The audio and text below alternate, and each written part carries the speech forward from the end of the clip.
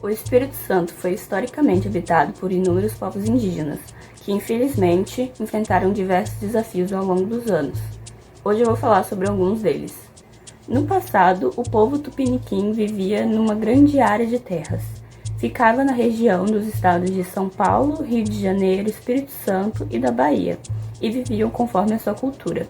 Aos poucos, as pessoas não indígenas foram ocupando as terras, com suas casas e suas empresas, e grande parte da mata nativa foi derrubada. No lugar, introduziram a monocultura de eucalipto para a produção de carvão vegetal e celulose. As famílias dos povos indígenas precisaram sair e morar em outros lugares. Durante muito tempo, a comunidade tupiniquim, junto com pessoas amigas, lutaram para que fosse possível reunir o povo e voltar a morar na terra antiga. De volta à terra, o povo reuniu forças e começou a reconstrução de suas aldeias e a revitalização de sua cultura. Hoje em dia, os tupiniquins habitam 3 terras indígenas no norte do Espírito Santo, todas elas no município de Aracruz. Os guaranis estabeleceram-se no município de Aracruz após a realização de uma longa caminhada, denominada por eles como Guatamporã, que saiu do Rio Grande do Sul por volta de 1940, chegando ao estado em meados de 1960. Eles foram forçados a retirarem-se de suas terras no Rio Grande do Sul devido a conflitos com fazendeiros locais, que desejavam se apropriar de suas áreas para o plantio de erva mate. A trajetória dos indígenas até o Espírito Santo foi profundamente marcada por conflitos com a sociedade envolvente e pela posse da terra. Os botocudos pertenciam ao tronco Macro-G, ou seja, grupo não tupi-guarani, e viviam do sul da Bahia ao norte do Espírito Santo, na região do Vale do Rio Doce e nas bacias dos rios Mucuri e Pardo. Também chamados de boruns, aimorés ou bugres, caracterizavam-se pela sua violência.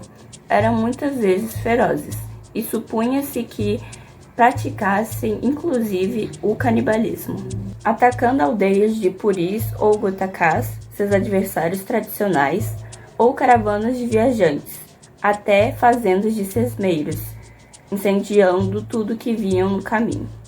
Os goitacás foram um povo indígena que habitou a região costeira do Espírito Santo e do Rio de Janeiro até o século XVII. Eles eram conhecidos por serem grandes nadadores e corredores. Eram mais altos e robustos do que outros indígenas que viviam no litoral. Tinham a pele clara, eram habilidosos no manejo do arco e flecha e viviam nus, raspando o cabelo no alto da cabeça. Eles foram exterminados pelos colonizadores portugueses através de uma epidemia de varíola. A história indígena capixaba é bastante velada, e isso traz consequências para a nossa história. Para o contexto, vou utilizar uma das pesquisas de Gabriel Angra, mestre em História pela Universidade Federal do Espírito Santo. Gabriel cita em seu projeto as cartas jesuíticas do período de 1551 a 1600. Os primeiros relatos foram de inconsistência na relação entre padres e índios. Nessa incorporação, além dos índios, a Companhia de Jesus figurava como autoridade em assuntos e tratos dos próprios indígenas, intermediando relações entre estes e os portugueses. Obviamente que tais fatos históricos não excluem a burocracia de impor o projeto português e a dominação dos mesmos aos indígenas. Em contrapartida ao que dizem os registros, os índios foram de grande importância na defesa da costa e da massa de pessoas levadas obrigadas a trabalhar próximas aos assentamentos portugueses. Alguns anos depois, tentaram persuadi-los com palavras em uma tentativa de civilizar e falharam. Já em 1558, tomaram a medida de conquistar e senhorear, visto que, frequentemente, os indígenas voltavam às suas práticas antigas, interpretadas como forma de resistência. Se seguirmos a ideia proposta pelo jesuíta, entenderemos como agiam os inacianos em seus empreendimentos nas capitanias, principalmente na construção dos aldeamentos, que foram espaços que propiciaram a mestiçagem, não só de etnia, mas de pensamentos e infusão de culturas que se cruzavam. Nesse processo, os índios sofreram as piores consequências possíveis. Embora muitos deles estivessem sob os auspícios dos jesuítas, isso não significava liberdade em relação aos portugueses. Estes não cessaram de tomá-los pela força, escravizando-os no trabalho de plantação e em outras atividades. Nas cartas jesuíticas, é clara a menção aos portugueses que escravizavam os indígenas, o que causava a fuga destes e fazia com que voltassem ao sertão, juntamente com a volta de suas práticas originais combatidas pelos religiosos. A escravidão indígena no Espírito Santo. Nos primeiros séculos da colonização, o Espírito Santo teve como maioria da população os povos originários. Grande parte deles foram escravizados, além dos que viviam em aldeias dirigidas por jesuítas. Mas nós sabemos que a escravidão do Espírito Santo e em outras regiões do Brasil se estenderam em todo o período colonial e tiveram grandes impactos nas populações nativas. No caso específico do Espírito Santo, a capitania se iniciou em 1535 e as tribos locais, os tupiniquins e os guaranis, estabeleceram relações com os portugueses, até que à medida que a colonização foi avançando, foram forçados e escravizados por eles. Há relatos também de que Vasco Fernandes Coutinho e os indígenas tiveram conflitos, pois ele queria a edificação de Vila Velha. E os indígenas, contra isso, foram para a Mata Atlântica e lá investiram contra núcleos coloniais. A partir daí também, como forma de resistência, eles se aliaram aos franceses e os ajudaram a levar o pau-brasil para seus navios. Quando os portugueses descobriram isso, houve conflitos e também guerras, o que acabou resultando na diminuição da população tupiniquim aqui no estado.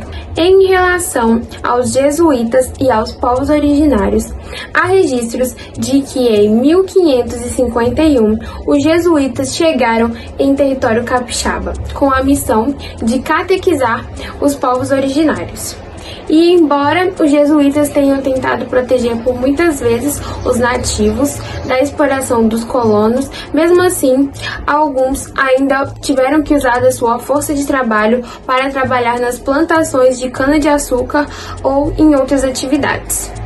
E ainda vale lembrar que eles também, os povos originários, eram muitas vezes vítimas das incursões bandeirantes que capturavam eles e escravizavam para trabalhar em suas fazendas e também para ajudar na exploração de minas que já começava nesse período no Brasil.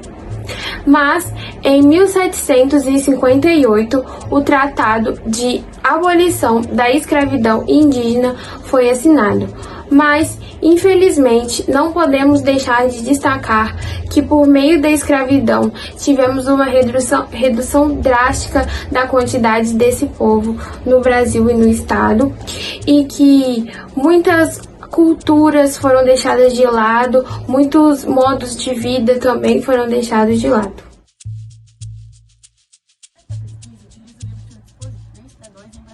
Indígenas da formação do Estado Nacional Brasileiro e convividos na província de São Paulo entre 1822 e 1845. Fernanda cita, em sua discussão, a abolição das cartas régias do príncipe Dom João, que mandavam mover guerras ofensivas contra os índios de Minas Gerais, Espírito Santo e São Paulo. As cartas régias, publicadas entre 1808 e 1809, foram debatidas no Senado em 1830, revogadas pouco depois, em 1831, em cativeiro. Aquela legislação de Molina ainda estava em vigor na província de São Paulo, onde os moradores se valiam dela para manter os índios em cativeiro.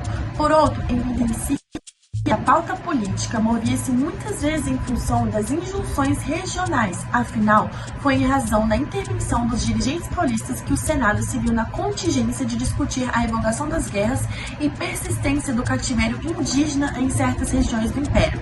Uma das faces da política indígena colonial foi a guerra, o extermínio e o cativeiro.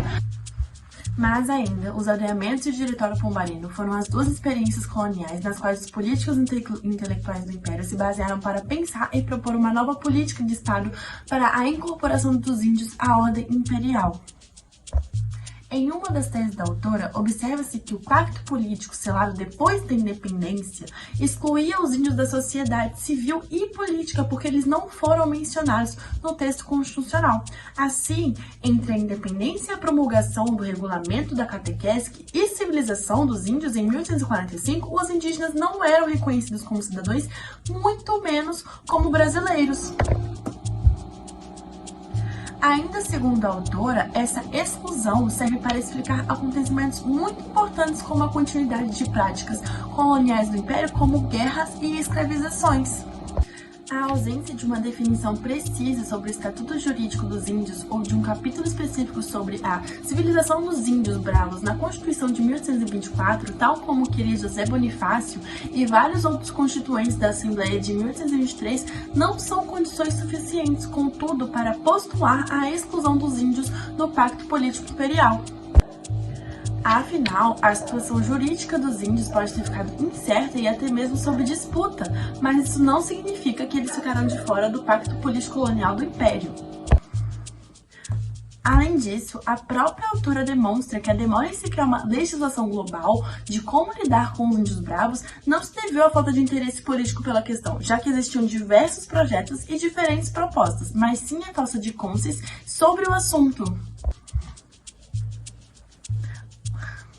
Os constituintes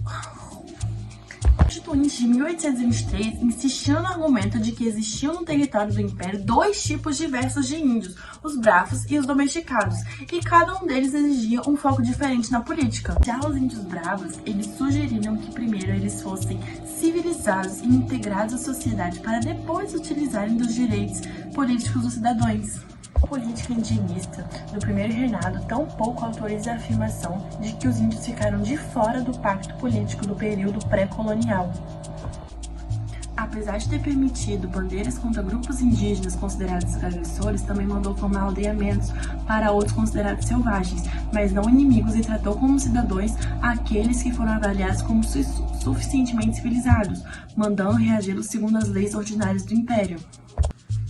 Além disso, os próprios índios apropriaram-se da alcunha dos cidadãos brasileiros para lutarem pelos seus interesses sem que isso soasse como uma reivindicação inapropriada ou extemporânea.